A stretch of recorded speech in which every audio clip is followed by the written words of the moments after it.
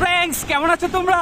Welcome to my brand new blog. আসসালামু আলাইকুম, আমি সিয়ামউদ্দিন আহমেদ। Welcome from Sreemangal.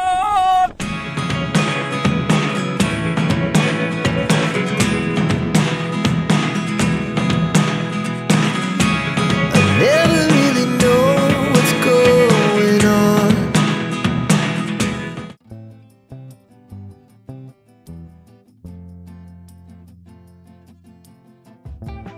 একদম হঠাৎ করেই তিন বন্ধু মিলে ডিসিশন নিলাম কোথাও বেড়াতে যাওয়া দরকার। একদিনের ট্যুর হবে, যেই ভাবা সেই কাজ। একটি গাড়ি ভাড়া করে রাত 2টার দিকে রওনা দিলাম চায়ের রাজধানী শ্রীমঙ্গলের উদ্দেশ্যে। লক্ষ্য সূর্যোদয়ের আগেই লাউয়াছড়ায় ঢোকা। সারা রাত বৃষ্টি আর জ্যাম ঠেলে ভৈরব আসতে আসতেই সূর্য উঠে গেছে। কি আর করা। যাই হোক, শ্রীমঙ্গল পৌঁছেছি বুঝলাম যখন দেখলাম সে আইকনিক চাকন্যার ভাস্কর্য। শ্রীমঙ্গলে আগে আসা হলেও এইখানে আসা হয় নাই। চারদিক থেকে আমাদের যেন স্বাগত জানাচ্ছে সবুজ চা বাগান।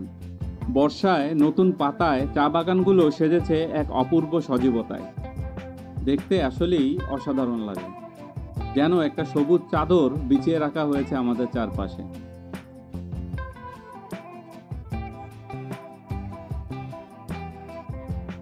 ঘড়িতে তখন 7:30 বাজে।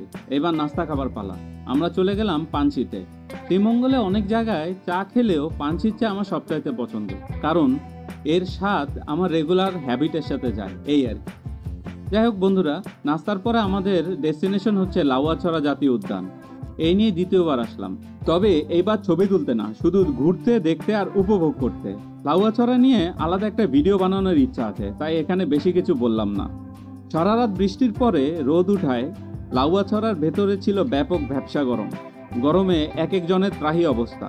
এখন একটাই দাবি, গোসল মাস্ট। যেহেতু একদিনের ট্যুর, আমরা কোনো রিসোর্ট বা হোটেলে বোট করি নাই। মাথায় আসলো মাধবপুর লেকে ডুবাবো। চলে এলাম মাধবপুর লেকে। চা বাগান, টিলা আর লেক পরিবেষ্টিত অপূর্ব সুন্দর একটি জায়গা। মাধবপুর লেকটি মৌলভীবাজারের কমলগঞ্জ উপজেলার মাধবপুর ইউনিয়নে অবস্থিত। শ্রীমঙ্গল থেকে দূরত্ব প্রায় 12 কিলোমিটার। এটি ন্যাশনাল টি কোম্পানির মাধবপুর চা বাগানের 11 নম্বর সেক্টরে অবস্থিত। ঢুকতে টিকিট কাটতে হবে জনপ্রতি 30 টাকা এবং থাকতে পারবেন সকাল 8টা থেকে সন্ধ্যা 6টা পর্যন্ত।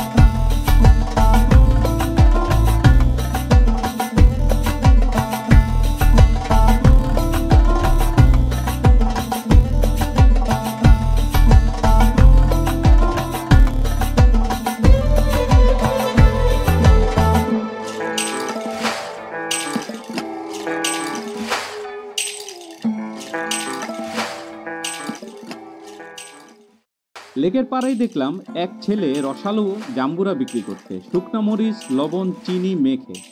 আমরা যাকে বলি জাম্বুরা বানানি। গরমে পরিশ্রমে এক একজনের এমনিতেই ত্রাহি অবস্থা, লোভ আর সামলাতে পারলাম না। গাছের নিচেই বসে পড়লাম জাম্বুরা খেতে। সত্যি কথা বলতে, সে অবস্থায়, সেই পরিবেশে এই জাম্বুরা বানানিকে মনে হয়েছে স্বর্গীয় কোনো খাবার। এত মজা লাগছে। দুপুর 2টার দিকে আমরা চলে আসলাম রাধানগরের চামুং রেস্টুরেন্টে। এখানেই হবে আমাদের দুপুরের খাবার। রেস্টুরেন্টের পরিবেশ এক কথায় অসাধারণ।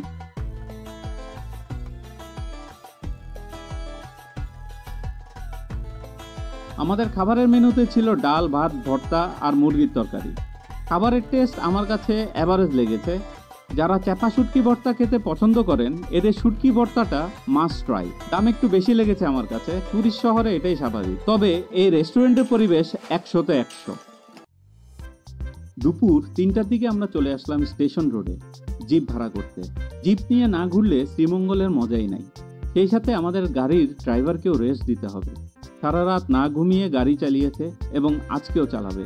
আমরা 1500 টাকা দিয়ে একটি জিপ ভাড়া করলাম সন্ধ্যা পর্যন্ত।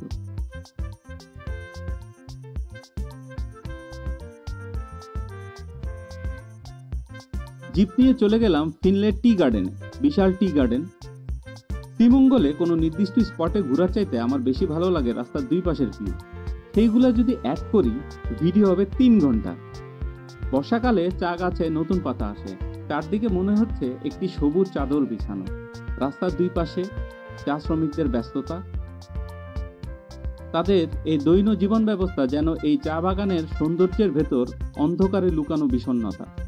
যাই হোক, চা বাগানের মধ্যে অন্যরকম এক সবুজের মাদকতা, যতই দেখি মন ভরে না।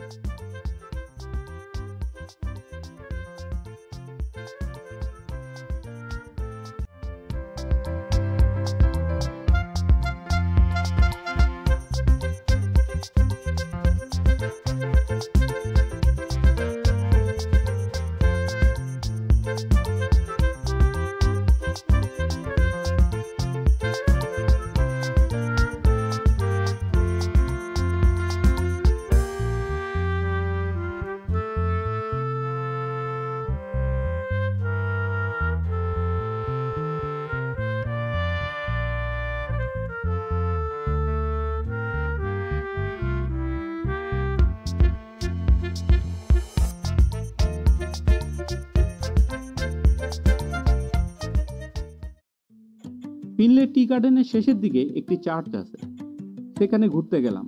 এই প্রথম কোনো চার্চে গেলাম, খুবই সুন্দর সাজানো গোছানো চারপাশ।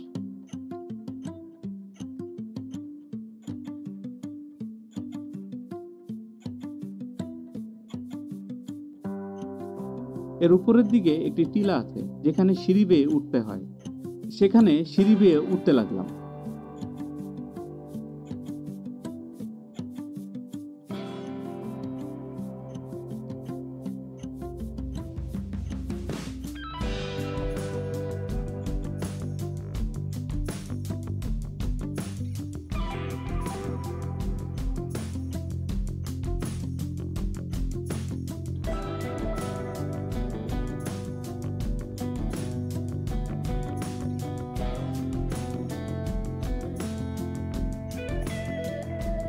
সিঁড়ির সাইডে ফ্রেমে ফ্রেমে যিশুর জীবনের বিভিন্ন ঘটনার প্রতিকৃতি।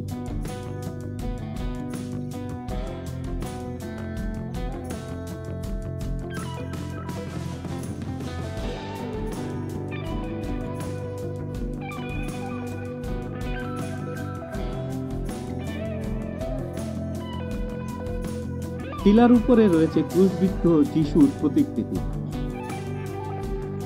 এই এলাকাটা প্রায় বাংলাদেশের বর্ডারের কাছাকাছি, এর অন্য পাশেই ভারত।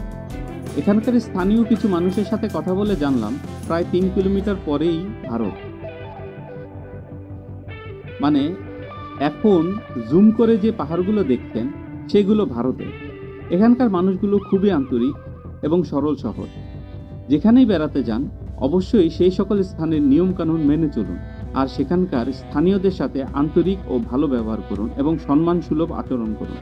দেখবেন আপনার ভ্রমণের আনন্দ বহুগুণ বেড়ে গেছে।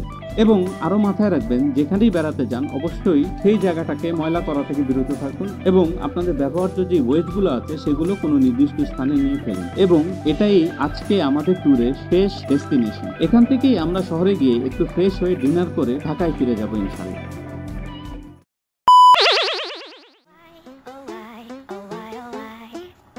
হাই ফ্রেন্ডস, কেমন আছো তোমরা? শ্রীমঙ্গল থেকে ওয়েলকাম জানাচ্ছি। না হয় নাই, দাঁড়ান, welcome to my brand new blog. সালাম আলাইকুম, আমি